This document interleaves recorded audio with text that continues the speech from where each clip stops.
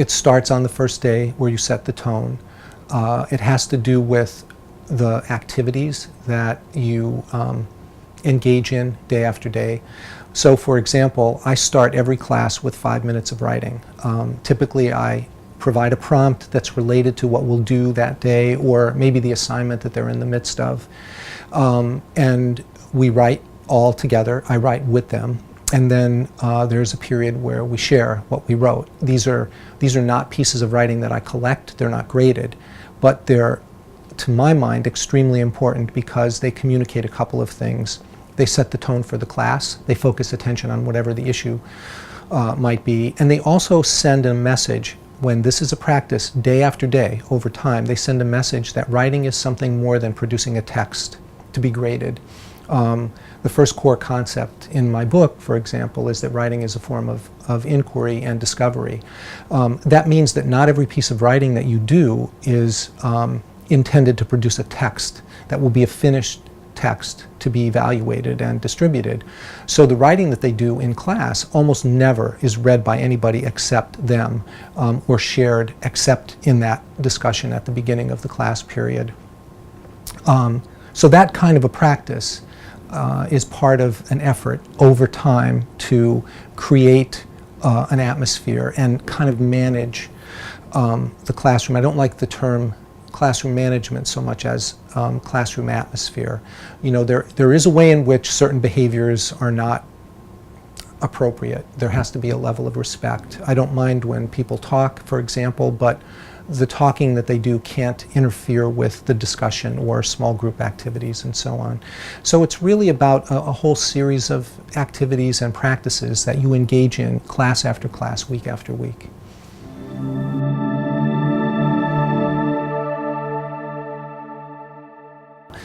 A writing class is a class that is characterized by the practice of writing.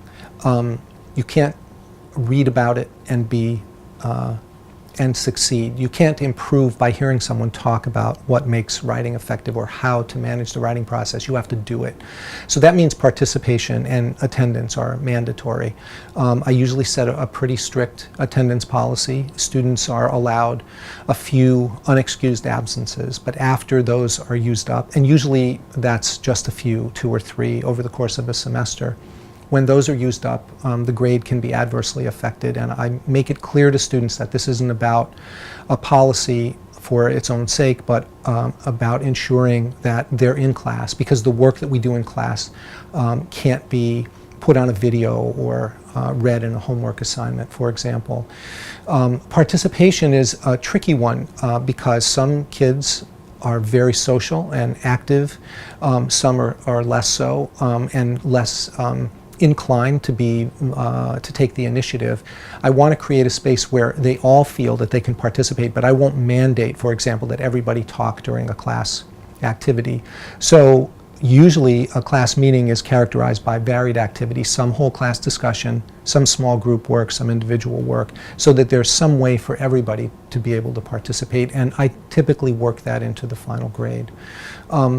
As far as late papers are concerned, deadlines are deadlines. I mean, in some ways they're artificial, but they're necessary. The university says that the semester is 15 weeks. We have to do the work in 15 weeks.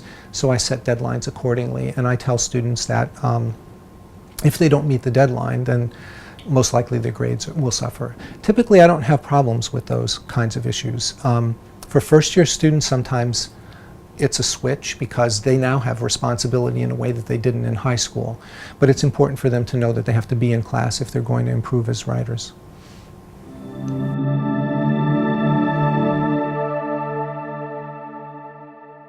Students have to use technologies today. I mean, digital literacy is part of what it means to be a writer today. They live in a digital world. They interact and communicate, write and read on a whole variety of devices. I can't imagine the writing classroom being a space that's characterized only by pen and paper or even word processing exclusively. And so, I found myself now having to create policies whereby at certain points in the class, people have to stop using devices because we're having a discussion or because we're listening to a student read a piece of writing or even watching a video clip for the entire class to see. I had a moment in class not long ago in which I was making a point. I was essentially doing a mini lecture, and I noticed a couple of kids, looking at their smartphones. And so I don't typically call kids out during a college class, but I said to this young woman whose name was Aaliyah, stop texting and pay attention. And she said, I'm not texting, I'm taking notes. So that was sort of a wake-up call. I don't take notes on a smartphone, but my 18 and 19-year-old students do. So I have to make space for that. It has to be a space, in my classroom has to be a place where they can use the tools that work for them. So the policy is evolving. I think it's just a question of making sure that the devices are tools for writing and that my policies allow for that.